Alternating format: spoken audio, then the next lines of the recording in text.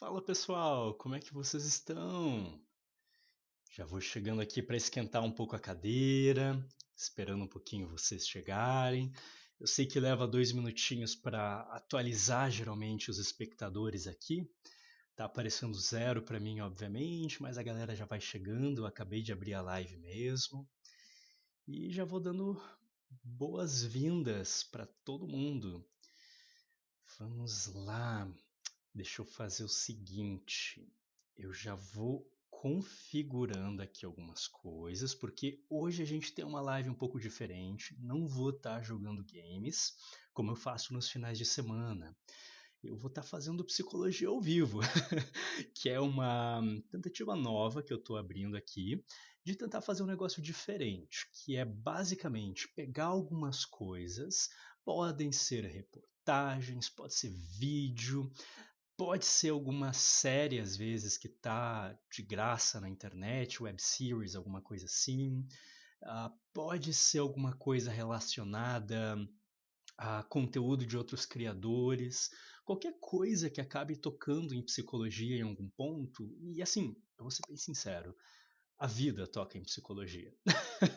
A psicologia permeia quase tudo. Então, dá para falar sobre muita coisa. Então eu vou pegar essas coisas e vou estar reagindo a elas, batendo um papo com vocês.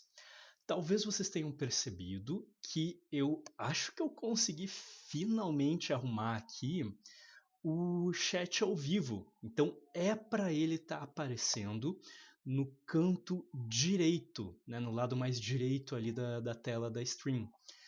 E que vai ser mais fácil, principalmente para poder quem não quiser interagir pelo chat, né, e quiser assistir em tela cheia, vai ver o que eu estou conversando com as pessoas, vai entender melhor, né? Quem acaba colocando tela cheia acaba, infelizmente, perdendo essa possibilidade. Às vezes até para clipar as coisas depois fica legal, porque daí o pessoal não se perde. Opa, boa noite, boa noite. Cal, seja bem-vinda. Legal te ver aí. A gente bateu um papo da última vez. Espero que você goste do bate-papo. E vamos ver, espero. Tá funcionando ali para você? Oi, Nas! Tudo bem? Sejam bem-vindas, sejam bem-vindas. Tá aparecendo para vocês ali certinho o chat ao vivo na tela dessa vez? Eu consegui arrumar, porque da última vez lá quando eu tava jogando Minecraft no sábado. Ah, legal, legal. Então, qual que vai ser a pira hoje? O negócio é o seguinte: eu separei três reportagens bem interessantes, uma falando sobre inteligência artificial, outra falando sobre felicidade no trabalho e uma terceira falando sobre velocidade de processamento de inteligência como um todo, assim, né, para falar um pouquinho sobre a questão da inteligência. E o que acontece?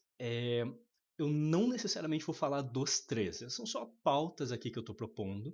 Eu quero que vocês também fiquem livres para propor outras ideias. Quem está me seguindo lá no Instagram pode me mandar um direct. Para quem está me vendo na Twitch, não me segue no Instagram. Tem lá no meu perfil o link para o meu Instagram, Arthur K. Fernandes. Arthur Clemes, na verdade, eu acho que está lá no Instagram, @Arthur Clemes. Tem que colocar na tela aqui embaixo depois, no ao vivo, que acho que vai ser legal. Mas o que acontece? Vocês podem mandar links de coisas para eu reagir. Eu pretendo fazer isso toda segunda-feira nesse horário. E eu coloquei uma ordem, tá na ordem que eu falei. Eu vou começar pela questão da inteligência artificial, porque eu acho que é uma das mais divertidas para a gente falar. Tem muita psicologia dentro dessa brincadeira. E se a gente ficar só na primeira e for a hora inteira, beleza, foi. Se a gente tiver algumas que vai ser mais rápido de conversar, beleza, passamos para as próximas. Não necessariamente eu preciso passar por todos os temas que eu propus para o dia. São só possibilidades. E com toda certeza, à medida que o pessoal for me mandando ideias, eu vou ter muito mais coisa que eu posso falar do que eu tenho tempo na live. Então a gente vai se adaptando dessa maneira. E o foco aqui não é o da aula, ok? Já fui professor de tudo que é coisa e não estou aqui para ser professor. Eu estou aqui para conversar com vocês. Com toda certeza eu vou estar passando alguns conhecimentos, vou estar falando muito do ponto de vista de um psicólogo, mas é um bate-papo, ok? Às vezes eu vou fazer perguntas para vocês, ver o que vocês acham, vou tentar o máximo possível focar no chat para conversar com vocês Então, vai demorar ou vai ser rápido cada assunto também à medida do bate-papo que isso for gerando no chat. Se for gerando engajamento, eu vou conversando com vocês e, claro, se a gente desviar muito do assunto, beleza, tudo bem. Mas às vezes eu vou tentar voltar para o assunto que tem a ver com alguma coisa mais de psicologia, às vezes eu vou deixar rolar. Vamos indo, vamos ver o que vai acontecer. É novidade, é inédito, vai ser a primeira vez que eu estou fazendo, então vamos se divertir. E para não perder muito tempo, vamos começar a abrir a primeira coisa. Deixa eu ver aqui se eu consigo fazer certinho. Tenho que abrir aqui. Chrome. Ah, ok. Vamos ver. Abriu aí para vocês? Está aparecendo a janela do meu Chrome? O que vocês me dizem? Seria muito legal se eu conseguisse colocar um fundinho pro chat também, né? Valeu pelo feedback, galera. Seria legal se eu conseguisse colocar um fundo pro chat. Deixa eu ver aqui. Que ele não tá com fundo muito legal, né? Cor do fundo. Vamos ver aqui se tem uma cor do fundo legal. Eita, acho que o chat deu uma sumida agora ou é impressão minha? Acho que ele deve ter dado só um. Deixa eu jogar um teste aqui por um momento. Não, como é que eu coloco um fundo para não ficar branco no branco? Deixa eu ver aqui. Porque tem aqui a cor de fundo. Ele está usando um código X. Isso serve apenas para pré-visualizações, não será mostrado. Ok, eu vou ter que dar um jeitinho de tentar colocar algum elemento depois aqui no fundo do chat, para ele não ficar branco no branco, mas isso eu faço por uma próxima. A gente vai melhorando à medida que a gente vai indo. O foco é o conteúdo, o foco é a conversa. Então vamos nessa. Qual que é a primeira reportagem que eu decidi pegar? Estou pegando aqui da revista Fórum, ok? Ele é baseado num vídeo, deixa eu ver se ele tem aqui. Confira a entrevista, eu acho que tem a entrevista aqui dele, né? Mas o negócio é o seguinte, a maior parte das entrevistas que eu estou me baseando tem a mais curta que eu vi tem 1 hora e eu já vi entrevistas de 2 horas. Então, com toda certeza não dá para a gente fazer em 1 hora aqui. Eu preferi pegar a revista Fórum dando uma resumida. E o que é? Miguel Nicoleles. Não sei se vocês conhecem esse cara ou não. Ele é um brasileiro. Ele é basicamente, se não a maior referência, com toda certeza uma das maiores referências no estudo que ele mesmo cunhou o termo da interface cérebro-máquina, ok? Foi ele e um amigo de trabalho dele que cunharam o termo há décadas atrás. Eles estavam lá nos Estados Unidos na época. Ele é brasileiro, ele é um médico, ele é formado em medicina, mas com toda certeza ele é especializado na parte de neurologia. Então, por exemplo, quando a gente teve a Copa acho que foi a Copa do Mundo aqui no Brasil, porque foi no mesmo ano a Copa e as Olimpíadas, mas eu acho que foi a Copa do Mundo, que teve o garoto que foi lá chutar a bola usando, ele acho que era paraplégico, se eu não me engano, e ele usou todo um equipamento para usando pela mente dele chutar a bola, dar o primeiro chute lá em direção ao gol para abrir a Copa. Foi um trabalho do Miguel Nicoleles, ok? E assim, referência no mundo inteiro dessa questão de neurologia e de interface com questões assim de programação, de mecanismos, de próteses, órteses, enfim, muita coisa ali, né? E o que acontece? Ele está há alguns meses dando muita entrevista falando sobre inteligência artificial.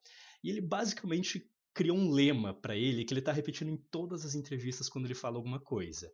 E é basicamente isso. Miguel Nicoleles diz que inteligência artificial não é nem inteligente nem artificial.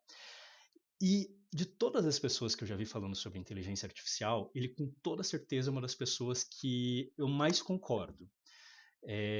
Só que eu tenho alguns pontos de discordância com ele, mas eu quero conversar com vocês.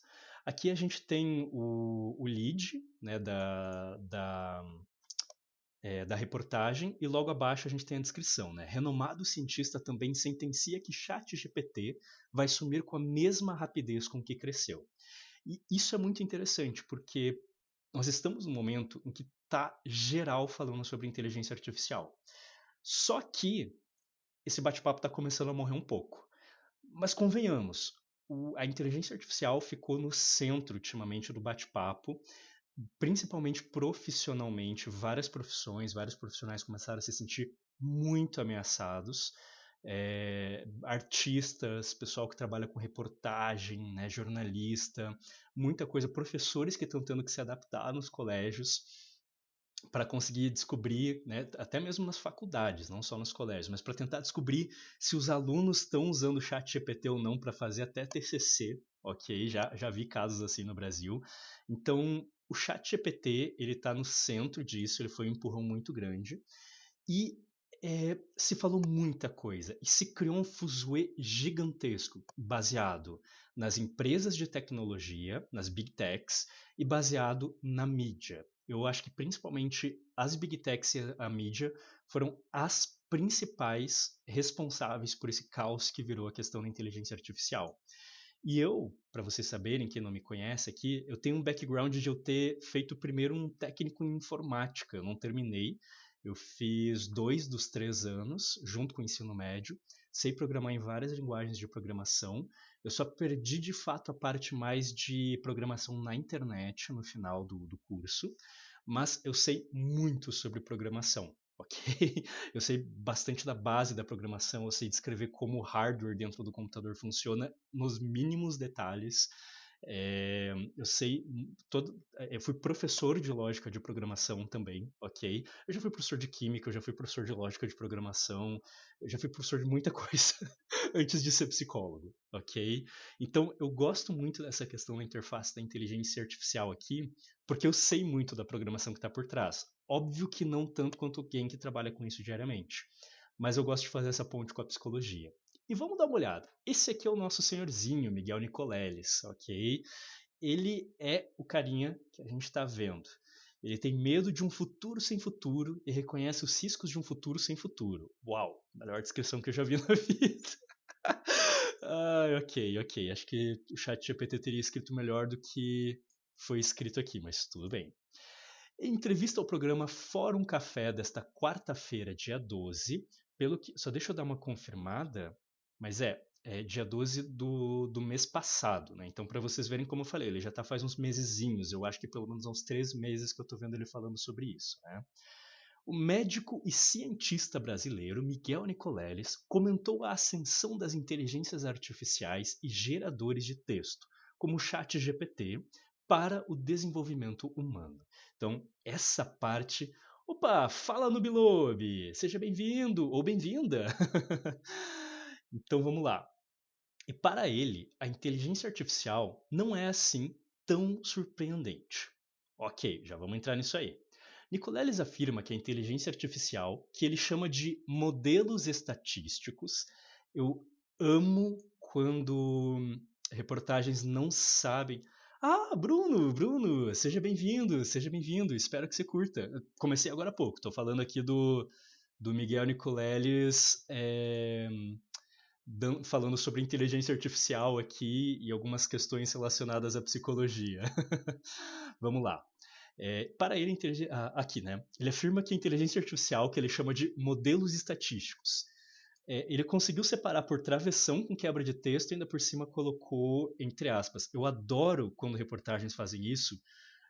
Fizeram muito isso sobre o livro da Natália Pasternak, falando sobre psicanálise esses tempos atrás. E daí, quando eles usam esse tipo de coisa, é porque a reportagem tem muito medo do que está falando. Do tipo, ele não representa a gente não tem a menor ideia do que está falando, a gente só está referenciando esse cara aí que diz que é referência da área. Né? E isso, para mim, é muito básico, porque chamar isso de modelos estatísticos é uma coisa simples e que eu imagino que todo mundo da programação vai concordar com ele. Então, é aquela coisa, quando a pessoa que está fazendo reportagem não tem a menor ideia sobre o que está falando. Né? Então, confia no especialista. Então, não é necessariamente nova e é usada por pesquisadores, inclusive por ele mesmo há décadas. Quando a gente está falando de décadas, eu estou falando aqui década de 80, final da década de 70 já se utilizava modelos estatísticos e muita gente já chamava isso de inteligência artificial. Há muitos anos atrás, lá por ano que 2010 por aí, ok, 13 anos atrás, a gente está falando de mais de uma década atrás, quando eu estava fazendo o meu técnico em informática, eu nunca esqueço do professor Laureano, cara, professor de programação, chegando na sala e a gente estava falando, e ele comentou sobre inteligência artificial, e ele falou assim, tipo, olha gente, inteligência artificial já existe e existe há muito tempo, ok? E daí todo mundo ficou, ah, mas como assim? Né? Não, inteligência artificial, o que a gente chama de inteligência artificial dentro da programação, a gente é bem, vamos dizer assim, debatido o termo. Não está específico, né? A gente não tem exatamente uma Bíblia dizendo quais são as características do que é e o que não é inteligência artificial. Então depende, vamos dizer assim, da conceituação que a gente está usando, o construto que a gente está montando, ok? Mas ele falou que dentro da programação muita coisa já é chamada de inteligência artificial há décadas. E aí ele deu um exemplo, né? Se for um programa suficientemente automatizado e complexo, muitas vezes a gente chama de inteligência artificial. E o exemplo mais bobo do mundo que ele deu e que é chamado muitas vezes, né? Nossa, modelos de previsão de tempo, você que trabalha com isso, né? Mas pensa, é, um radar de beira de estrada para pegar a placa do carro que está indo muito rápido. Ele já usa, desde que radares desses de beira de estrada automáticos existem, já se usa inteligência artificial nisso, porque ele tinha que pegar, ele tira a foto, ele tem que entender onde o carro está na foto, achar a placa na foto e automaticamente ler na placa quais são os números e as letras. E isso a gente tem faz décadas. E dentro da programação, muita gente já chamava isso de inteligência artificial, ok? Ele trabalha, né, quando ele está vendo pesquisas estatísticas com neurônios e tudo mais, que você tem que fazer muita coisa, ele já usa modelo estatístico, ok? Para quem gosta de games, vamos falar de games por um momento. Todo mundo que joga games sabe que a gente chama o jeito que os NPCs agem, os inimigos principalmente, de inteligência artificial. Né? Quando a gente está jogando um jogo de estratégia, o bom e velho Civilization 2 da vida, né? A gente estava lá usando a inteligência artificial do jogo e tal, como ela age, como ela reage. Daí você tem o StarCraft 1, você passa para o StarCraft 2, opa, deu um up aqui na inteligência artificial. E daí as reviews do jogo vão falar, nossa, eles têm que melhorar a IA dos inimigos no jogo. Tá muito ruim quando faz isso, a IA só corre na direção do inimigo, tem que melhorar os comportamentos da IA. Cara, a gente usa esse termo há muito tempo, ok? E aí o que acontece? Eu, por que a gente está falando agora tudo virou IA? Eu já vou chegar nesse ponto aqui também. Vamos seguir aqui um pouquinho então, né? Então eu quero confirmar o que o Nicolelli está falando. Ele que trabalha com tecnologia e neurologia, né, interface humano-máquina, né, cérebro-máquina, né? Bora lá, vamos ver. Descendo, a gente vai ter muita propaganda de graça na tela, mas tudo bem.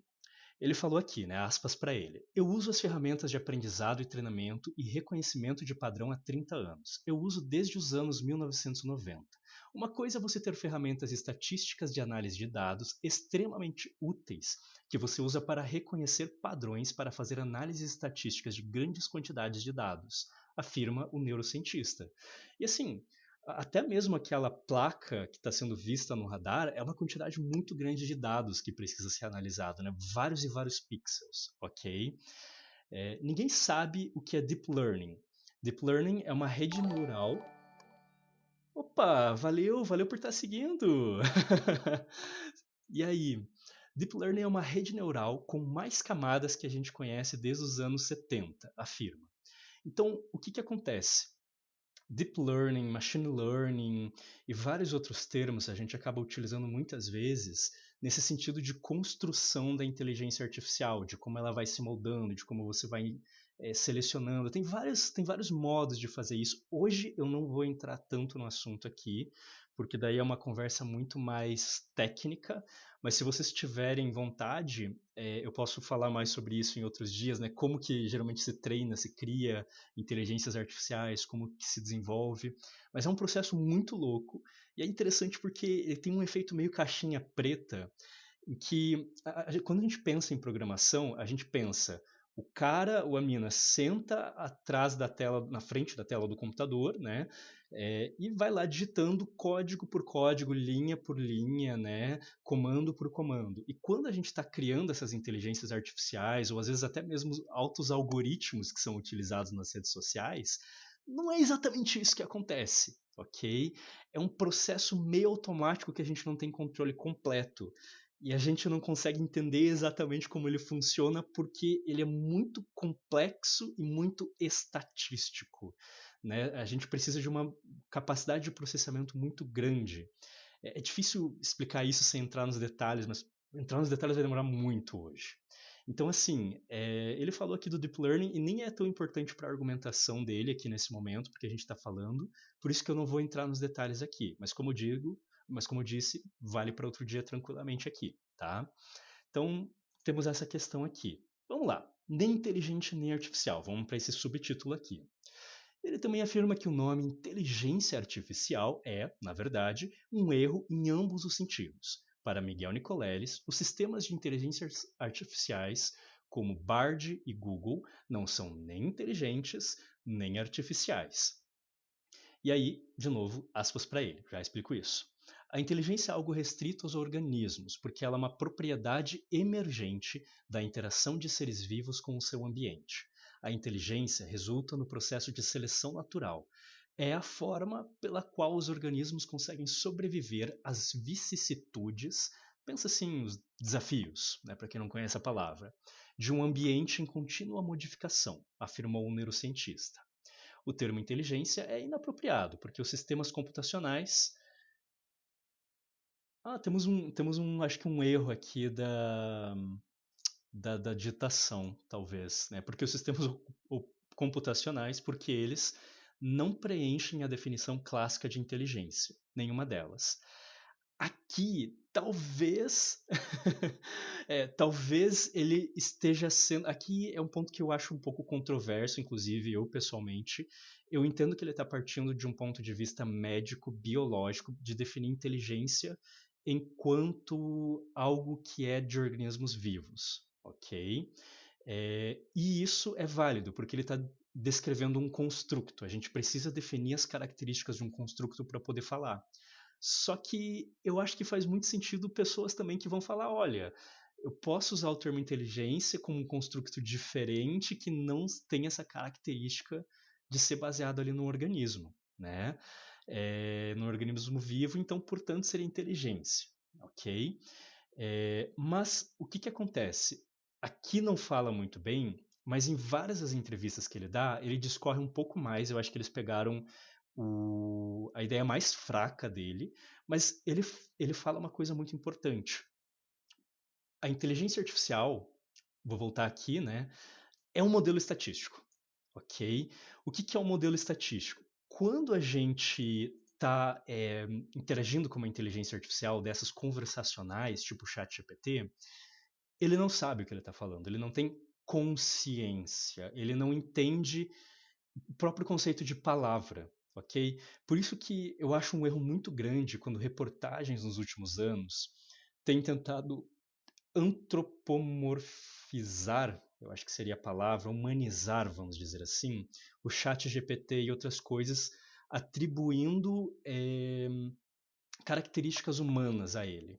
Por exemplo, quando ele traz uma informação errada, eles chamam de mentira, ou eles chamam de alucinações. Cara, para mim, alucinações é o melhor. Assim, o chat GPT está alucinando, ele está mentindo, é isso, é aquilo. Eu acho que tem até uma figura de linguagem no português que é a metonímia, se eu não me engano. É...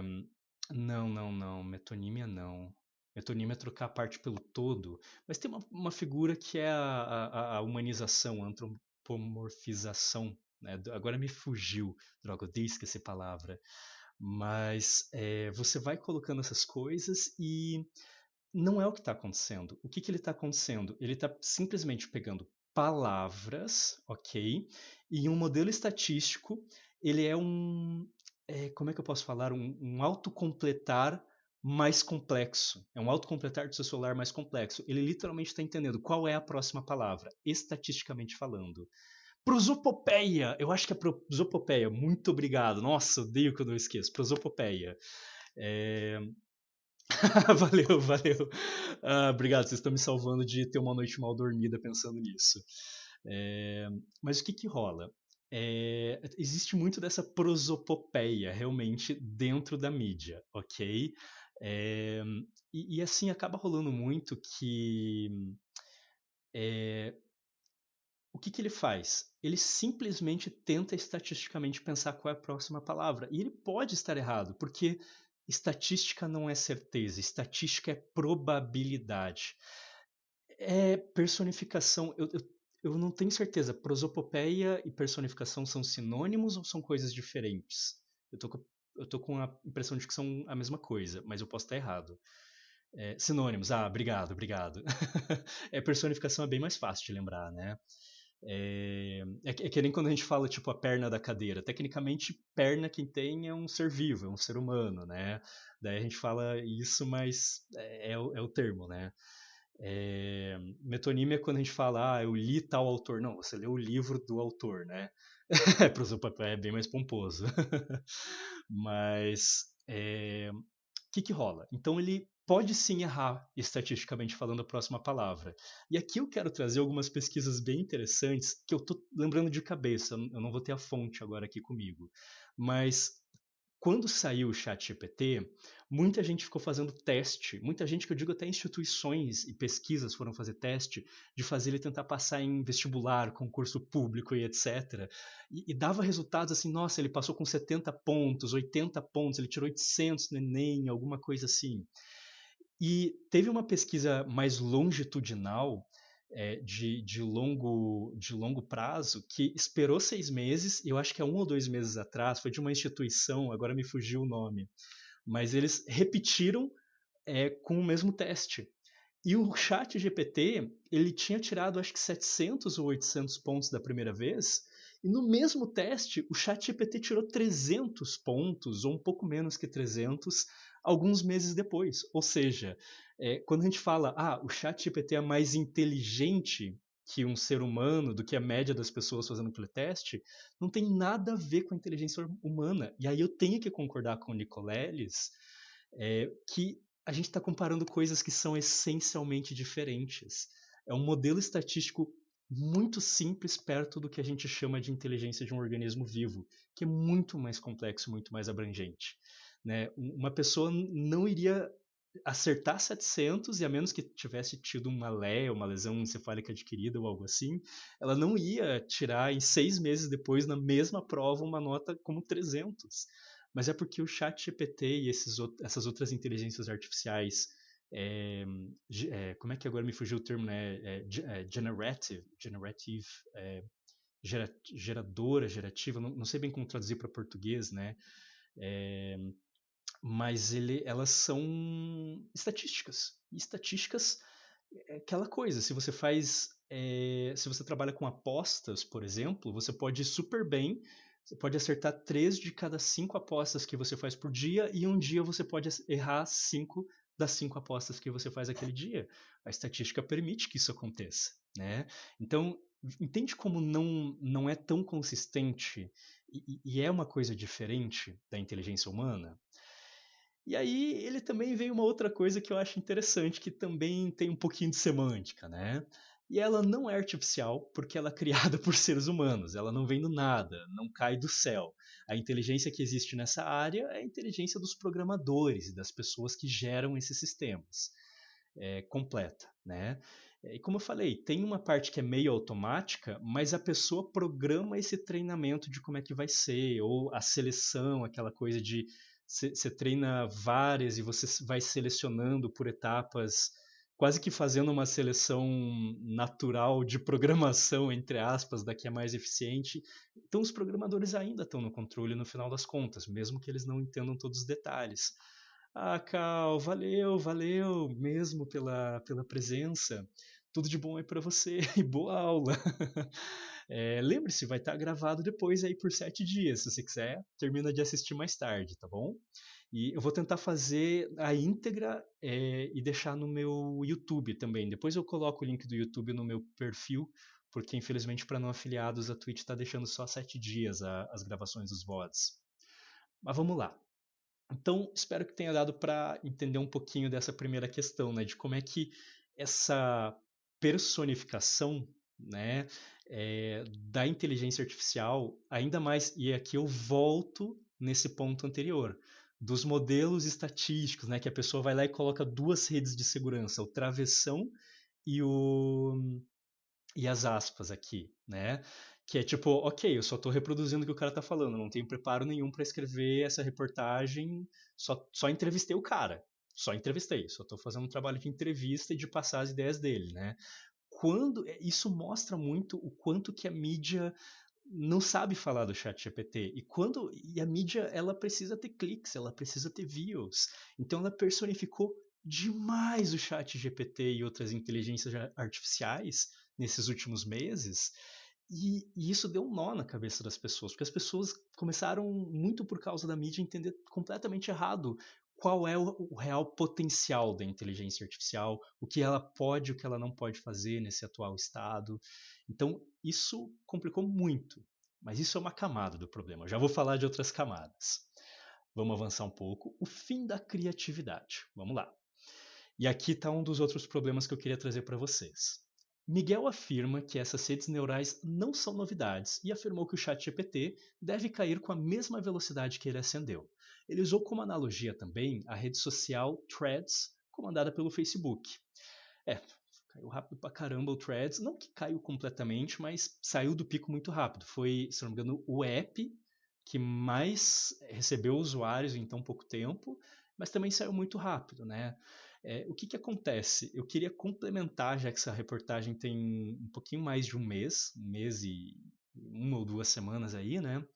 É, mas nas últimas semanas eu já tenho visto reportagens trazendo informações de duas coisas importantes. A primeira, o ChatGPT já está com muito, mas muito menos usuário. Infelizmente eu não consegui números exatos, mas está com uma quantidade muito menor de usuários. O pessoal já está abandonando muito o ChatGPT. Né? Imagino que quem estava usando de forma mais recreativa, no momento que é uma novidade, foi a mesma coisa que aconteceu com as geradoras de imagem. Né? No momento que é uma novelty, né, uma novidade, aquela coisa interessante. Todo mundo quer experimentar, todo mundo quer testar, é divertido, ainda por cima era gratuito, né? Mas esse novelty factor, vamos dizer assim, esse fator novidade, ele vai diminuindo com o tempo naturalmente. Então, tem gente que eu tenho muita gente que eu conheço que integrou já o chat GPT, o gerador de imagem no trabalho. Eu conheço gente que até hoje, né, se tretou com a namorada, se tretou com o marido, com a esposa, vai lá perguntar pro chat GPT se está certo ou se está errado para resolver um problema conjugal. Tem gente que ainda faz isso, ok? Mas boa parte das pessoas já está abandonando, que sai o hype, né? E aí vem a outra informação que é importante. A empresa do chat GPT, a OpenAI, é uma empresa que ela ficou à beira da falência, ela está à beira da falência nas últimas semanas. Isso não quer dizer que ela vai falir, quero deixar bem claro.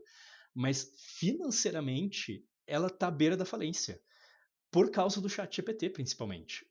A princípio, era para ser uma empresa mais de software livre, para avançar sem fins lucrativos, a inteligência artificial, mas quando eles tiveram a última versão do ChatGPT, que eu acho que eles pularam, principalmente quando eles fizeram o 13 e foram do 3 para o 4, né, essa passagem de 3 para o 4, que daí bombou, né, essas versões, é, cara, oportunidade financeira, a galera sente um cheirinho de grana ali. E eles decidiram começar a investir. Eu não vou falar quais foram os motivos, ok? Eu não sei, eu não leio a mente dos caras, mas eles claramente tomaram iniciativas ali para começar a, em vez de ser essa coisa mais de software livre, opa, vamos proteger o nosso código, vamos começar a entrar no mercado, né? Eles fizeram coisas que orientaram para o mercado. E, óbvio, isso traz várias coisas interessantes, que é poder ter mais dinheiro para reinvestir nisso. Não estou falando que é de todo mal. Uma das coisas que eles fizeram foi aumentar o número de servers, porque estava com um fluxo muito grande de pessoas. E para manter servers funcionando, porque o ChatGPT ele não calcula do computador da tua casa a resposta, ele calcula de um server dos caras. Por isso que a gente precisa da internet. Né? Ele não é local. Você tem como fazer toda uma gambiarra para deixar ele local, mas saiba que ele vai demorar muito mais para responder usando só a capacidade de processamento do seu computador. E eles investiram numa grande de uma infraestrutura e agora as pessoas estão vazando. E eles estão com um gasto gigantesco para a estrutura. Eles tentaram monetizar várias coisas, estão tentando, mas eles não estão conseguindo estancar a sangria. Então, por mais incrível que pareça, eles se ferraram financeiramente no momento. Quer dizer que eles vão falir? Não dá para afirmar. Eles estão à beira da falência, eles não estão conseguindo pagar direito as contas, eles vão ter que ser muito criativos para se virar para sair dessa situação, ok? Mas pode ser que saiam, né? Então, realmente, o hype diminuiu. Agora vamos voltar aqui para ele que eu quero comentar mais uma coisa. O ChatGPT vai ter uma morte e vai ser uma morte tão rápida quanto ele teve de subida. Aparentemente está acontecendo, ok? Todos esses sistemas são movidos a hype e a marketing. Além disso, marketing é a palavra. Hype e marketing, e aí eu já vou entrar nesse ponto. Além disso, ele afirma que existe um grande risco por trás do deep learning. Se o seu futuro é baseado no. Não, calma. Vamos dar uma pausa aqui. Uma coisa bem rápida para falar com relação a isso. Do dia para a noite, depois que o ChatGPT bombou, tudo virou inteligência artificial. E lembra que eu falei que a inteligência artificial já existia? O que acontece? As empresas que têm o cacife e a expertise para fazer inteligência artificial, nesse nível que a gente está tendo desse pulo hoje em dia, elas são principalmente as big techs. Quer dizer, são exclusivamente as big techs, né? Empresas como Google, Amazon, empresas grandes como Meta, ou a própria OpenAI, que já está há muito tempo no mercado, ela tem essa expertise de muito tempo, né? Mas o que acontece? Essas empresas, elas geralmente estão na bolsa de valores. E isso é um grande, entre aspas, problema, porque você não precisa só fazer os seus clientes ficarem felizes com os seus produtos. Boa parte do seu dinheiro não vem dos clientes e da satisfação de clientes retornando. Vem do fato de que eles recebem muita grana de investidores. Eles precisam ter ações altas. Eles precisam estar constantemente deixando investidores felizes. E como é que se faz isso? De várias maneiras. Por exemplo, eles contrataram essas empresas de Big Tech contrataram funcionário pra caramba durante a pandemia, porque teve uma janela de oportunidade. E logo depois que acabou a pandemia, acabou essa janela de oportunidade que estava todo mundo usando serviços online, e eles tiveram que demitir muito funcionário. Né? Eles contrataram muito mais. Tinha muito relato de gente que estava recebendo salário para não fazer basicamente nada. Sabe? Foi aos rodos relatos assim nessas Big Techs. Por quê? Porque contratar funcionários e abrir setores geralmente é um marcador que vai sinalizar para os investidores que a empresa está indo bem. Então ela não está preocupada tanto se ela está funcionando bem, se ela está sendo eficiente ou não, ela precisa mostrar para os investidores que está sendo eficiente. E qual que é uma das melhores maneiras de fazer isso quando você é uma big tech?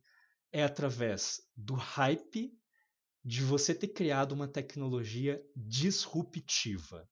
Quando você fala de VR, a ideia foi, VR é disruptivo, vai mudar a realidade. Quando fala é, de metaverso, que, ok, metaverso também não é uma coisa nem um pouco nova, a gente já tem faz décadas, e a própria Meta, que mudou de nome, que era Facebook e virou Meta, belo de um tiro no pé, mesma coisa. Nossa, o metaverso vai vir e revolucionar, vai ser uma tecnologia disruptiva. E inteligência artificial é a mesma coisa, ok? Então tem muito essa questão de vamos criar o hype aqui através da ideia de que, ó, estamos lançando uma tecnologia disruptiva que vai mudar o mundo. E como eu falei, a mídia, querendo também o hype porque eles precisam de cliques e sem entender o que estava sendo falado, comprou esse discurso e passou para as pessoas. E isso é um grande problema. É quando as empresas estão voltadas para os investidores, muitas vezes o cliente final sofre. É só vocês verem Cyberpunk 2077. Foi muito do que aconteceu com a CD Projekt Red. Isso acontece direto no mundo dos games, ok? Isso é muito da fórmula de por que tantos games estão sendo lançados totalmente mal feitos. Porque se eles atrasarem para polir o game, eles vão perder grana dos investidores. É a mesma ideia. Quem sofre é a gente que joga o game depois. Entendeu? Isso é muito do que está acontecendo aqui, tá? É, e aqui a gente avança um pouco mais, né? Agora eu espero que vocês tenham entendido um pouco por que a gente teve tanto hype e por que uma coisa que é muito menor do que a gente está esperando e não vai mudar completamente a nossa sociedade, os nossos trabalhos e uma coisa assim de uma hora para outra, tá? E aqui ele responde um cara que é o Harari, tá certo? Ele não tá. A pessoa que escreveu aqui decidiu não colocar o Harari na brincadeira, né? Mas ele está respondendo o Harari. Além disso, ele afirma que existe um grande risco por trás do Deep Learning. Se o seu futuro é baseado no banco de dados do seu passado, não existe futuro. Se toda a sua música vai ser produzida de um sistema inteligente baseado em Beethoven, nunca mais vai haver Elton John. Não vai haver nenhuma criatividade. O futuro vai ser definido pelas regras estatísticas do passado, muito pior do que a substituição dos nossos empregos. Quando eu ouço as entrevistas dele, ele está falando que isso é o que aconteceria se a gente só se baseasse em inteligência artificial. Só que ele está falando assim, eu não acredito realmente que isso aqui vai acontecer. Na verdade, eu acho que isso aqui é o que aconteceria caso a gente fosse por esse caminho, mas a gente não vai. A gente já está se tocando que isso não faz sentido nenhum e já está fugindo disso. E ele está correto. São modelos estatísticos que se baseiam apenas no passado. Eles não têm criatividade de criar coisas novas. E é simplesmente estatístico baseado em dado já criado. É, ele nunca vai ser substituído, por exemplo, música e imagens, ok? Criação de imagens, arte digital, por exemplo, né, não vai ser substituído por inteligência artificial, porque a gente precisa de artistas criando arte para alimentar a inteligência artificial, senão ela vai estagnar, entendeu? Então, nem que exista, na verdade, novos empregos no futuro de artistas que são contratados para produzir em larga escala imagens ou músicas para a inteligência artificial poder utilizar para criar coisas em plataformas, ok? Possivelmente vai ser um emprego que possa surgir aí. Então, você vê como a coisa vai se ajustando? Sim, a gente tem que ter muito cuidado com leis para evitar abusos. A indústria dos games já é uma indústria que está muito nessa situação. Talvez seja uma indústria que precise começar a ter um pouco de tomar algumas notas do que está acontecendo em Hollywood, com os atores, com os roteiristas, né, que eles não estão só falando da inteligência artificial na greve que eles estão fazendo. Para quem não sabe, atores e roteiristas das guildas lá deles de Hollywood estão completamente parados aí. Os roteiristas já estão há algum tempo, os atores vieram depois. E uma das coisas que eles estão falando é da inteligência artificial. Mas eles estão pedindo condições mais adequadas, principalmente depois que vieram os streamings, ok? E a inteligência artificial é só mais uma das ameaças da precarização do trabalho dos caras. Quem trabalha na indústria de games sofre a mesma coisa. Então, gente que está fazendo, por exemplo, arte como é o nome? Arte conceitual para game, começou a desesperar com isso aqui. Né? Então a gente precisa sim ter leis, a gente precisa ter coisas que funcionem melhor para não precarizar a condição de trabalho de certas pessoas. Mas uma certa mudança de empregos pode acontecer. Alguns empregos descem mais e alguns empregos novos podem surgir. Como eu falei, artista que faz imagem para servir de banco de dados de IA. Pode ser uma coisa interessante, ok? Então, assim, coisas vão mudar, com toda certeza, mas não é num nível apocalíptico, como as pessoas fazem parecer. E aqui, isso também serve, ele está respondendo muito o Harari, ok? Que é o Yuval Noah Harari, ou Noah Yuval Harari. Agora, a Nasnog aí talvez me corrija, que escreveu um livro, por exemplo, como Sapiens e tudo mais, e ele deu algumas entrevistas recentes, o cara é mais antropólogo daí, o Harari, né? E ele veio falando, meu Deus, ferrou, porque agora a inteligência artificial conseguiu a chave que vai destravar a destruição da humanidade. Qual que é a chave, segundo ele? É criar histórias e a mitologia e as narrativas sociais. Ela não tem capacidade de fazer isso. Desculpa, Harari, mas não tem, você não tem a menor noção do que você está falando. Então, e o Nicoleles, ele fala muitas vezes, eu discordo completamente, o Harari não tem a menor ideia do que está falando. Ele é um ótimo antropólogo, mas ele não tem a menor ideia da tecnologia que ele está falando. A tecnologia não tem o poder de fazer isso. Pelo menos não no futuro próximo. Ok? Galera, podem ir conversando à vontade aí, tá bom? Queria fazer algumas adições aqui. Eu vou falando algumas coisas, mas eu queria ouvir um pouquinho a opinião de vocês aí. Se vocês estão de olho, se vocês estão me ouvindo, fiquem à vontade para falar um pouco, para conversar, dar a opinião de vocês. Quero ir trocando uma ideia aí, tá bom? Teve uma outra coisa que foi muito interessante, assim, que eu lembrei de uma outra pesquisa para trazer nesse sentido, que foi relacionada a todo um experimento que foi feito numa pesquisa. Agora eu não vou me lembrar qual é o jogo que eles usaram, mas era um jogo tipo damas, mas tipo bem tipo assim. Era uma ideia de pegar peças do outro e tudo mais, né? Que você ia colocando as peças ali, ia formando uns formatos, você não podia ser encurralado com as peças, e desenvolver uma inteligência artificial para conseguir, digamos assim, tentar ganhar dos maiores jogadores, ok?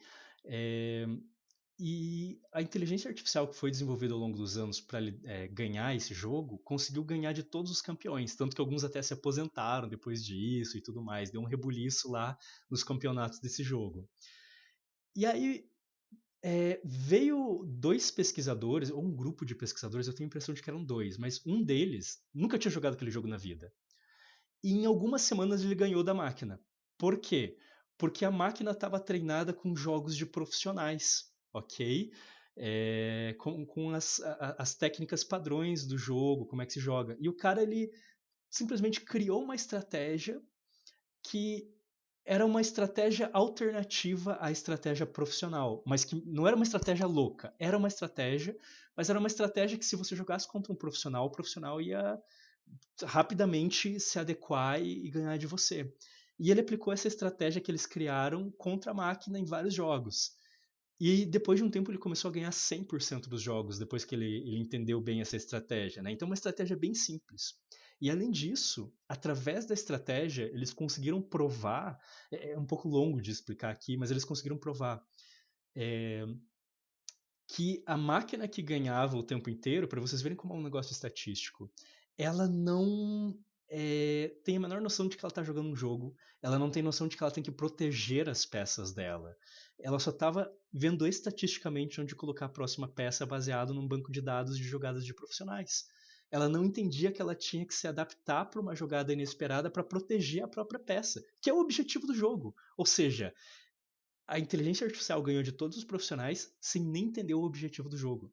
Entendeu por que é difícil a gente usar muitas vezes o termo inteligência nesse caso? Né? É um negócio muito louco isso. E aqui eu quero fazer uma crítica pro nosso senhorzinho aqui também. Porque é uma crítica bem parcial. Ok? Uma crítica um pouco baseada até em um pouco de opinião e tudo mais. E o que acontece? Não está nesse resumo, nessa reportagem que está resumindo o vídeo, mas eu já vi ele falando isso em outros vídeos. E aqui ele foi um pouquinho pro lado do Harari, que foi quem ele estava criticando agora há pouco. Qual que foi a coisa que eu acho que o Nicoleles ele acabou falando e que tem muito a ver com psicologia, e eu vou brincar um pouco até com história, com sociologia e com outras coisas aqui. Ele trouxe uma ideia de que, eu vou deixar até aqui no título, né, aqui, né? O que acontece? Ele trouxe uma ideia em algumas das entrevistas que ele falou, um treinamento para um determinado conjunto de regras. Exato, exato, né? E é por isso que eu espero que vocês estejam aprendendo um pouquinho mais sobre a inteligência humana através disso, né? E assim, o que ele falou? Agora vamos chafurdar aqui na coisa mais humana e sair um pouco da tecnologia, né? Uma coisa mais social. O Nicoleles, ele, nas entrevistas, ele falou assim, o que eu não gosto é as pessoas começarem a usar tanto o chat GPT e outras coisas que elas vão ficar dependentes, ok? E eu concordo até certo ponto. Só que ele era meio tipo, ok, se você começa a usar muito o chat GPT, você esquece como faz as coisas, né? Tipo escrever um texto, fazer uma argumentação, alguma coisa assim.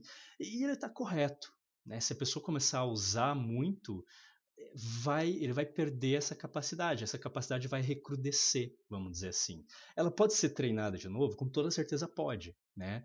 Se uma criança já sai usando o chat GPT desde o começo e não sabe fazer um texto, óbvio que ela vai perder uma janela de oportunidade muito importante no início da vida, que ela vai ter muito mais dificuldade de desenvolver isso depois devido à neurologia dela. Mas um adulto vai ter muito mais facilidade, ok? É aquela questão de perder massa muscular depois de parar de fazer academia e ganhar depois. Você demora um pouquinho para ganhar, mais rápido geralmente do que é para perder, desculpa, mais demoradamente do que é para perder, mas você recupera, né? A nossa capacidade neurológica tem muito disso, né? Eu estou muito enferrujado com matemática ultimamente, mas eu era o segundo, terceiro mais rápido da sala quando eu estava fazendo química, nas aulas de física, quando o professor propunha, valendo nota, uns desafios bem difíceis, assim, surpresa, eu geralmente terminava em segundo e terceiro numa sala de 30, 40 pessoas numa federal, sabe? E hoje em dia eu tô meio lento para matemática. Mesma coisa, se eu pego um instrumento musical, eu toco vários instrumentos, só que eu tô enferrujado porque às vezes eu passo algumas semanas ou meses sem tocar, eu enferrujo, eu preciso pegar o jeito de novo. E as habilidades que o chat GPT acabam atrapalhando no nosso conhecimento é do mesmo jeito, ok? A gente dá uma recrudescida, mas a gente consegue recuperar. Só que qual que é a coisa, né?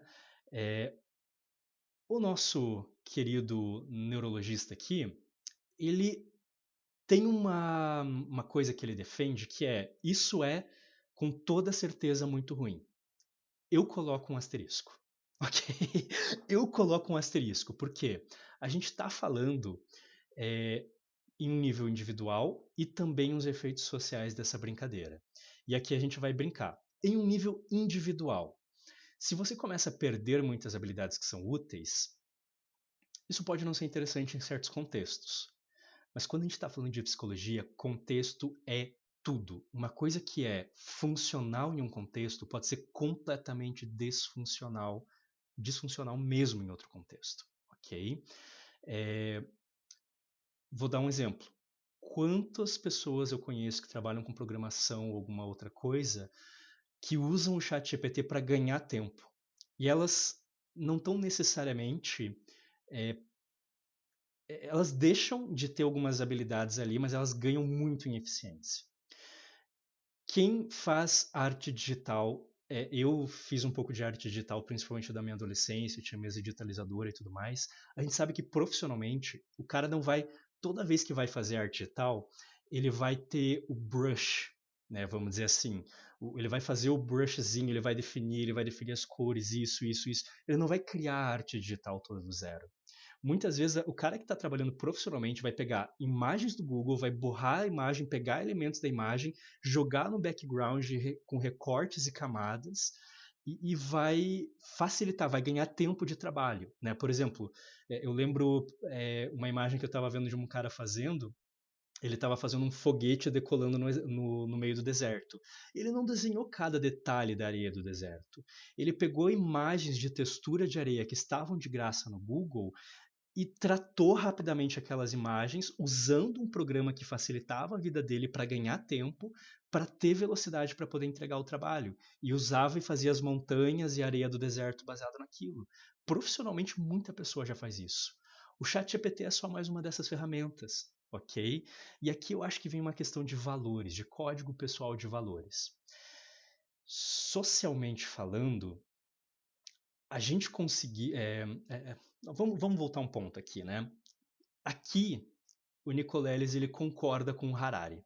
Isso é muito interessante, porque o Nicoleles ele acaba tendo muito essa ideia de quanto mais autônomos e mais independentes nós somos, com mais capacidades, melhor.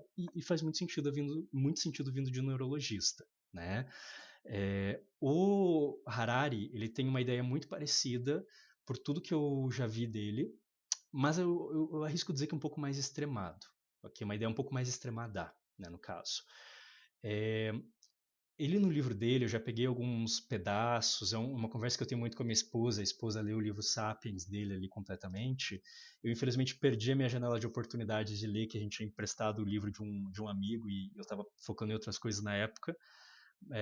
Não de um amigo, nem lembro de quem que ela emprestou agora, mas, enfim, ela teve que devolver antes, né? E daí o que acontece? No livro dele, ele traz muita a ideia, né, de o humano pré-histórico, né, do Mesolítico, do Paleolítico, aquele que era antes da gente criar a agricultura, que era caçador-coletor, ele era o fodão, ele era o pica, ele era, nossa, cara, era aquela coisa, isso aqui é um ideal de ser humano para ele. E depois que a gente inventou a agricultura, ferrou tudo, né? Por quê? Né? O que tem a ver uma coisa com a outra? Essa revolução agrícola que a gente fala, né, que veio calmamente, foi vindo da Mesopotâmia principalmente, foi se expandindo, não pegou a humanidade de um jeito inteiro, né? Teve alguns outros focos de criação também, né? Mas foi uma coisa que foi vindo, né? Agricultura e possibilitou também uma pecuária em um pouco maior escala. Isso foi permitindo às nossas sociedades de caçadores-coletores ter mais acesso a alimentos, ok? E isso mudou muito como a gente faz a construção das nossas sociedades, porque quando a gente é caçador-coletor, a gente precisa estar constantemente tentando caçar e coletar. E isso pode dar errado, isso pode dar problemas. A gente sempre fica no fio da navalha do quanto que a gente está conseguindo ter acesso ao alimento. E carne estraga, cara. Coletar frutinha, fruta estraga, né? Então você não consegue manter uma sociedade muito grande. Você tem ali uma sociedade de geralmente menos de 100 pessoas. Quando a gente olha para o Paleolítico, olha para o Mesolítico, antes do Neolítico, né? O Neolítico foi quando a gente inventou a agricultura, ok? Mas a gente ainda não tinha inventado a escrita. Mas quando a gente olha nessa pré-revolução agrícola, no máximo tinha 200 pessoas, mas raramente 200. A média era menos de 100 pessoas por grupo. E cada um tinha que ser bom em meio que tudo, ok? A pessoa tinha que ser boa em muitas coisas. Hoje em dia a gente sabe até que a arqueologia traz que não era nem tão definido assim, a mulher é coletora, o homem é caçador.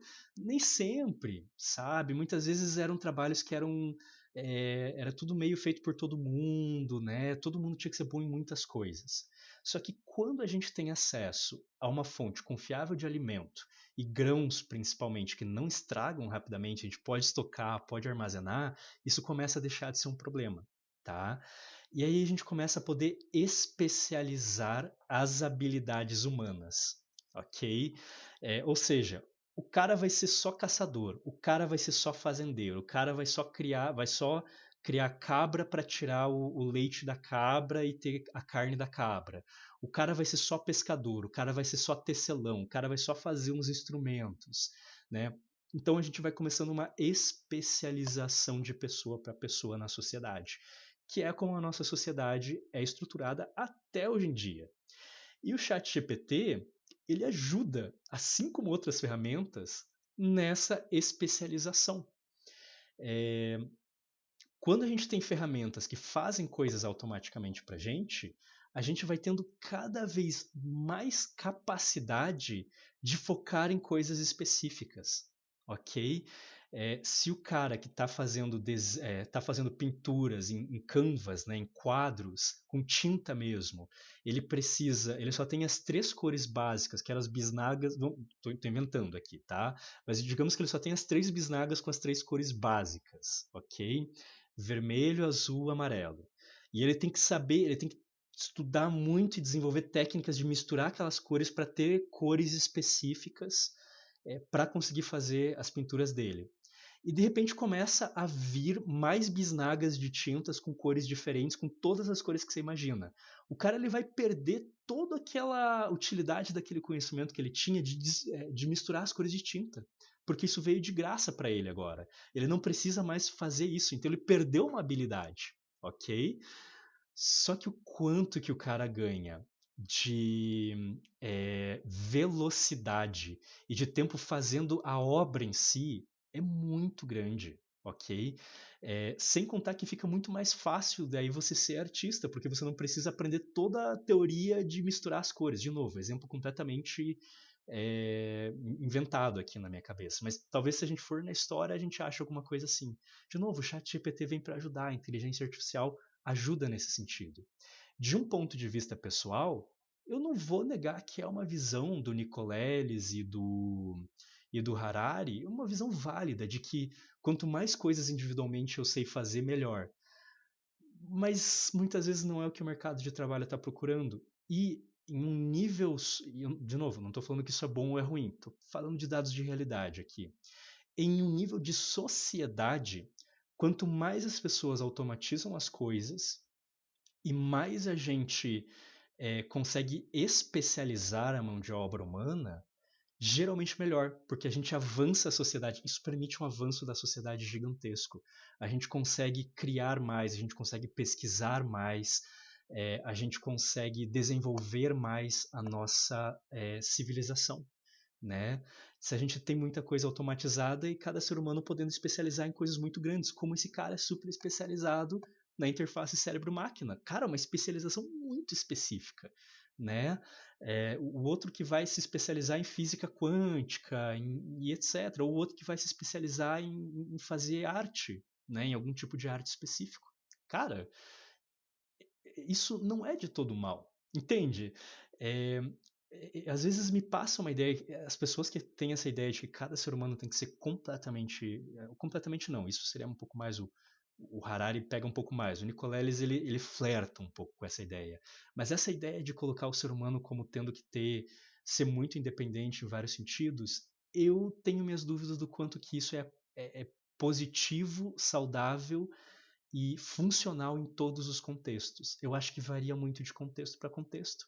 Né? Algumas pessoas que a gente tem, muitas vezes a gente tem essa ideia na nossa cabeça. Vou dar 2 exemplos: zumbi e espartano. Ok? As coisas mais aleatórias aqui do mundo. Mas, cara, quando a gente pensa naquela coisa de survivalist, né? Quem joga Fallout, por exemplo, gosta de um jogo aí de pós-apocalipse, um jogo de zumbi, né? Tipo, uma série de zumbi, tipo The Walking Dead ou alguma coisa assim. A gente tem essa pira, né? De, pô, a sociedade foi destruída e agora a gente tem que sobreviver. E de fato, se a sociedade for destruída, assim, do nada, a gente vai precisar sobreviver e ser muito mais independente. Cada indivíduo tem que ter mais capacidade, ok? E isso funcionaria num cenário pós-apocalíptico. Mas enquanto a gente está numa sociedade, isso não funciona muito bem. É uma pira muito divertido. É melhor a gente viver isso jogando games pós-apocalípticos, muitas vezes, é mais funcional do que a gente tentar ficar em casa se preparando para o pós-apocalipse. Né? Se você tem muita grana para gastar, se você tem muito tempo para gastar, cara, faça isso como diversão, como hobby, como uma coisa interessante. Mas se você tem pouca grana, se você tem pouco tempo, talvez essa não seja uma prioridade muito funcional da tua vida e que vai trazer muitas coisas positivas. E os espartanos entram um pouco nessa brincadeira. A gente acaba brincando muito com a ideia dos espartanos como aqueles guerreiros super independentes, cada um é um exército por si só, um treinamento desde pequeno em sobrevivência, nisso, naquilo, né? E, pô, os espartanos são fodão pra caralho, não sei o que, toda aquela coisa, né? E o que acontece? Os espartanos, eles tinham uma situação bem específica para isso acontecer, ok? É, e, infelizmente é uma coisa que contamina até a mídia, né? A gente tem uma trope, um conceito na mídia que eu já vi muitas pessoas de teoria literária chamarem de clãs guerreiros. Que, cara, tem muito assim, aquela cultura ou aquela espécie na fantasia ou no sci-fi de clãs guerreiros. E eu gosto que a série do Mandaloriano, inclusive, flertou muito com essa brincadeira, apesar de que eu já vi uma entrevista do criador da espécie entre aspas, né, da cultura dos Mandalorianos, ter falado já várias décadas atrás que os Mandalorianos eram baseados nos celtas. Então, geralmente a gente acha que é espartano, mas é celta, ok? Mas, essa ideia de cada um tem que ser muito independente, não sei o quê, ter um conjunto de habilidades, eles têm os gadgets deles, e a armadura, para todas as situações possíveis, né? E assim, a gente tem muito essa pira de, cara, olha, os espartanos 300 de Esparta, toda aquela coisa. E por que os espartanos faziam isso? Eles tinham um contexto que não é muito falado. Eles eram extremamente escravistas, como uma boa parte das polis gregas daquela época, mas eles tinham tanto, mas tanto escravo, e eles eram tão dependentes dos escravos, que eles viviam com medo de revolta. Eles viviam com muito medo de que os escravos se revoltassem. E aconteceu. Aconteceu, deu tudo errado, enfim, né?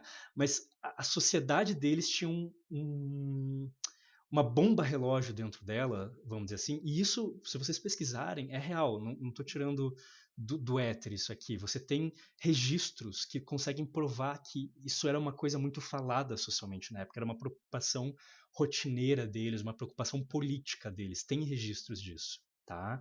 E que a gente consegue inferir que devia ser algo muito grande. E uma das formas deles de lidar com essa bomba relógio era: nós temos que ter todos os cidadãos bem treinados em combate para suprimir revoltas de escravos. Ok? Então eles tinham um medo real que eles mesmos criaram, que era um risco real de por que eles tinham que ser tão independentes. Era como se a nossa sociedade vivesse com realmente a possibilidade de a qualquer momento vir o apocalipse zumbi ou qualquer coisa assim, sabe? De meu Deus, amanhã pode rolar uma guerra nuclear. Pode, pode, mas convenhamos, era muito mais fácil é, os espartanos terem uma revolta de escravos. E foi o que aconteceu. E o que aconteceu, né? Deu tão errado. Os espartanos e Atenas, né, Esparta e Atenas, quando você pega lá a região da Grécia, que nem era chamado muito de Grécia na época, né? Eram outros termos. É... Pensamento arborizado, com toda certeza. Quando você pegava lá os gregos, né? Você teve um período que foi muito dominado por Esparta e Atenas. E o que aconteceu? Teve a Liga de Delos, né, a Liga de Atenas e tal. Agora eu nem me lembro se era a Liga de Atenos mesmo, mas enfim. Delos era Esparta e amiguinhos, e daí eu acho que Liga de. Me fugiu. Se alguém puder me corrigir aqui, fique à vontade, tá? Mas talvez a Liga de Atenas ali. É, mas eles tinham essa questão muito assim forte de é, briga e etc. Mas Atenas sobreviveu, entre aspas, até hoje na nossa cultura. O direito, conceitos políticos, etc., é tudo utilizado no mundo ocidente até hoje, muitos séculos depois. Muitos, mas muitos séculos, mais de milênios, no caso, né? Bem mais do que milênios. É... E aí, Esparta. O que aconteceu com Esparta? Esparta, além de ter se ferrado com a bomba relógio que eles tiveram, eles foram basicamente esquecidos pela história. Eles ficaram tão, mas tão insignificantes na história grega depois disso, que um pouco depois, né, de ter saído essa época das polis gregas, veio um tal de Felipe II, que era lá da Macedônia. Macedônia era uma parte ao norte da Grécia, que até hoje não se sabe direito se é ou não Grécia, né? Na época, os gregos já brigavam com eles, mas o pessoal de fora dizia que eles eram gregos, né? Gregos de chapéu pontudo, se eu não me engano, era o termo que eles usavam, que eu acho que era o que queria dizer mesmo o termo, né?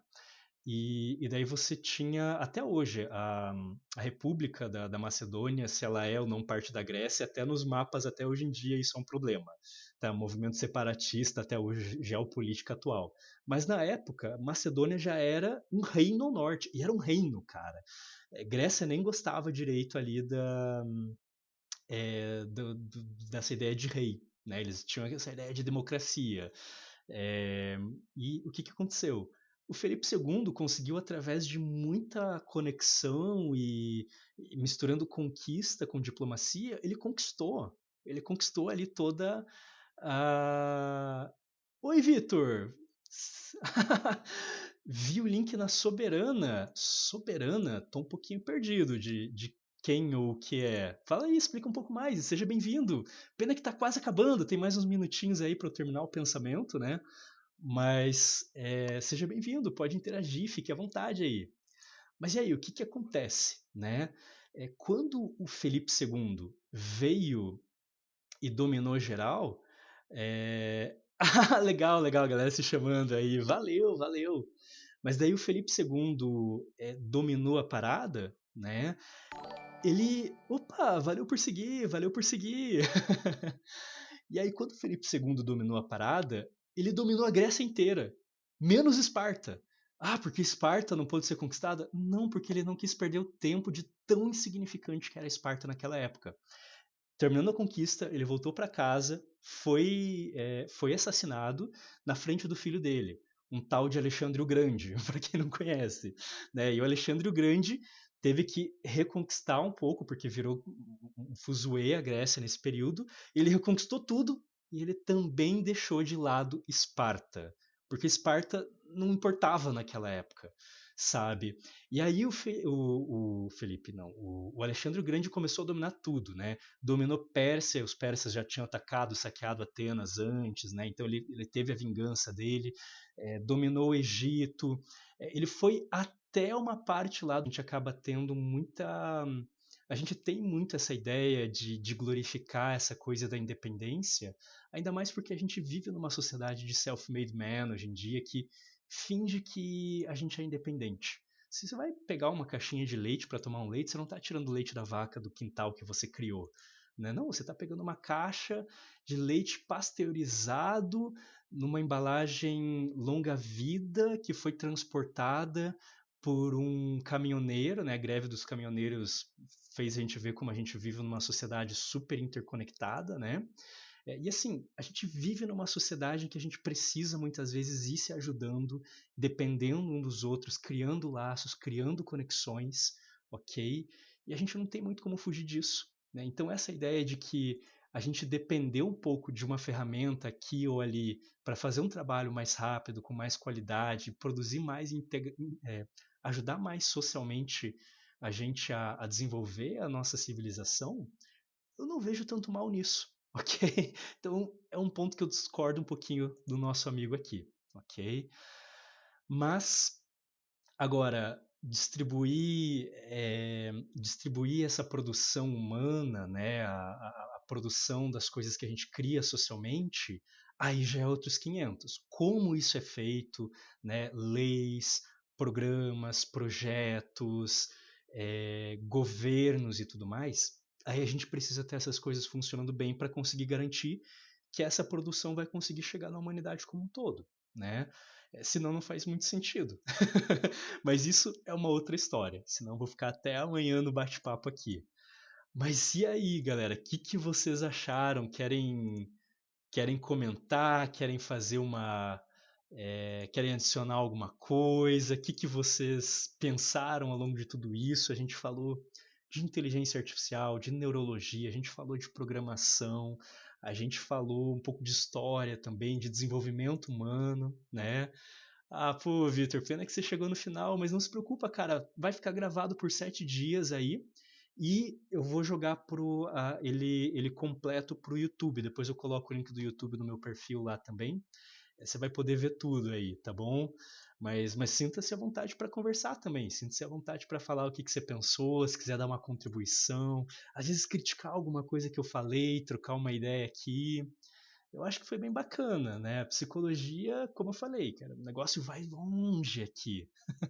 A gente misturou psicologia com muita coisa nessa brincadeira. Ah, e aí? Me contem, deixa eu molhar um pouquinho a garganta, que cansou um pouco.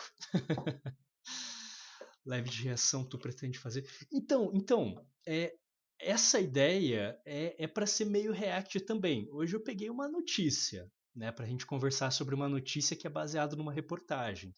Mas eu tô aberto aí, caso vocês queiram mandar vídeo para reagir. podem mandar notícia, podem mandar reportagem, eu não quero pegar séries ou filmes que estejam em streams, porque eu ainda estou analisando um pouco essa questão de direitos autorais, né? Não quero ter problema com isso.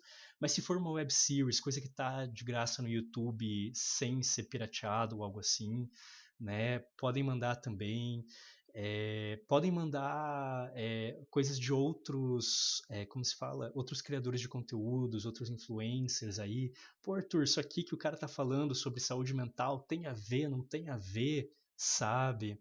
Eu tinha separado duas coisas. Era uma pesquisa também de Harvard sobre empregos e felicidade, e também sobre um outro estudo aqui sobre inteligência, ok? Mas, como eu falei, quão longe a gente for num assunto, à medida que o pessoal for gostando, a gente vai indo. Então a gente não precisa falar de todos os assuntos aí. Mas quem me segue no Insta, o link do Insta já tá no meu perfil ali da Twitch, ok? Vocês podem pegar lá.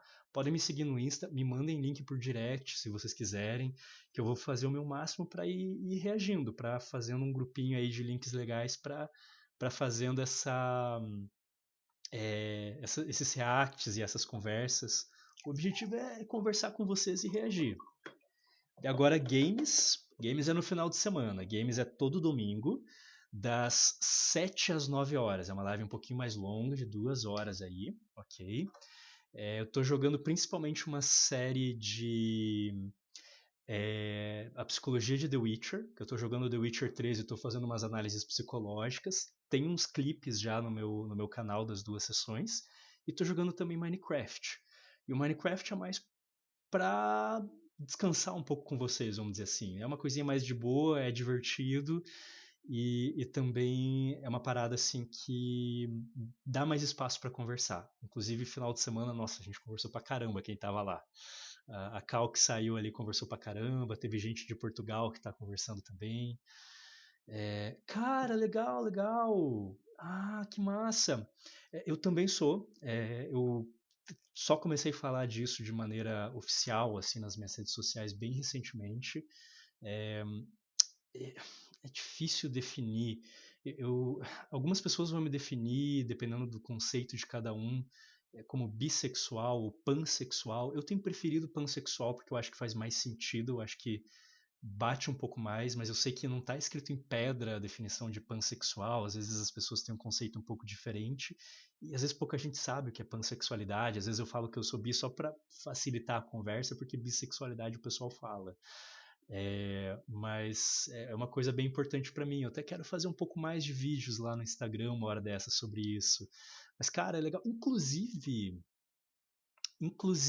um dos meus cortes da psicologia de The Witcher que eu coloquei inclusive no Instagram também, fala de uma coisa relacionada. Eu usei um anão, uma espécie lá de. Né, também adoro pão. Cara, pão é mal bom, por isso que eu tenho dificuldade de dieta. Mas enfim, é, o, o, eu peguei lá uma hora que estava rolando todo um negócio assim contra um anão para falar um pouco de minorias e de como que você ser parte de uma minoria, muitas vezes socialmente falando, você acaba tendo algumas pressões sociais, que você acaba caindo dentro de perfeccionismo, de uma autocobrança muito grande para tentar aumentar o grau de confiança das pessoas. É um rolo lá, deu uns 20 minutos de conversa, eu acho que 14, 20 minutos de vídeo. Não, foi menos, acho que foi uns 14. Mas tá lá, é uma imagem de um anão, assim. Minorias, preconceito, perfeccionismo e saúde mental. Acho que esse é o nome do vídeo, porque eu falei tudo nesse clipe, nesse corte.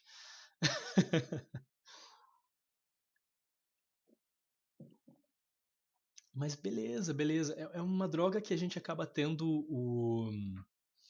A gente tem aí o chat meio atrasado, querendo ou não, às vezes pode dar uns belos de uns segundos ou até um minuto. Eu tentei colocar o mínimo possível de atraso do chat, ok? Mas eu queria agradecer demais aí pela presença de vocês, pela conversa, foi muito legal essa interação também. Eu amei do fundo do coração, obrigado mesmo por terem participado. Toda segunda-feira, teoricamente das 7h30 até as 8h30. Hoje eu extrapolei um pouco porque eu acho que eu me animei um pouco falando. É, toda segunda-feira eu vou fazer esse bloco. Eu ainda não tenho certeza, eu tô chamando de psicologia ao vivo. Talvez um reacts psicológicos, não sei. Podem dar ideias lá no Instagram depois também. Mas é para falar de coisas que misturem a psicologia no cotidiano, nas coisas geek, etc, né? Então, vou estar com esse quadro. Fica salvo por 7 dias a live, ok? Ah, beleza, beleza. Eu vou salvando depois. Com toda certeza eu vou dar uma olhada. Valeu, valeu por aparecer lá no Insta, Vitor. E, e da... Nossa, a voz já tá falhando. E também, além de ficar salvo por 7 dias, que é o que eu que estou começando na Twitch tenho direito, né? Por não ser afiliado, não ser nada. Afiliado acho que sobe para 14 dias, né? Mas então fica 7 dias gravado e eu vou tentar colocar na íntegra no meu. É, no meu. Nossa, me fugiu o termo agora. No meu YouTube. Às vezes eu esqueço umas palavras muito básicas, perdão, galera. Então, é, toda segunda-feira tem essa de reacts, que é para reagir às coisas, bater um papo com você e falar com vocês e falar de psicologia. Segundas-feiras, das 7h30 até as 8h30, mais ou menos uma hora de live. E daí todo domingo tô fazendo gameplay de games, né? The Witcher e Minecraft por hora. Daí nos domingos das 7 até as 9 da noite. Ok? Então um pouquinho mais longo aí, 2 horas. Sejam completamente bem-vindos e o objetivo é conversar principalmente, tá bom? Fiquem à vontade para bater um papo. E daí, essas lives aqui eu vou tentar. As de games são muito longas, mas essas aqui eu vou tentar deixar na íntegra no YouTube daí, ok? Nem que eu tenha que dividir em 2 vídeos ou alguma coisa assim, beleza? Galera, já ultrapassei meu horário. Garanto que minha esposa tá morrendo de saudade de mim ali. É... e eu tô precisando também descansar um pouquinho a voz, porque eu atendi várias pessoas aí hoje também. Amanhã eu já tenho que atender cedo. Tem atendimento de manhã, de tarde, de noite. Então é o seguinte, eu agradeço demais a participação de vocês, agradeço muito o bate-papo, tá bom? Eu espero que vocês tenham gostado desse negocinho que eu coloquei ali do lado do chat ao vivo. Eu só vou achar um jeito de colocar um fundo preto, alguma coisa assim, para não ficar tão esquisito na imagem, mas isso eu faço off camera, vamos dizer assim. Mas valeu mesmo, vocês são quem acabam fazendo aí a live acontecer, querendo ou não, é a conversa, tá? Então, eu desejo para vocês aí uma ótima semana, uma ótima noite, vocês tenham a melhor semana possível, tá bom? Obrigado mais uma vez e um grande abraço. Tô vazando então. Falou!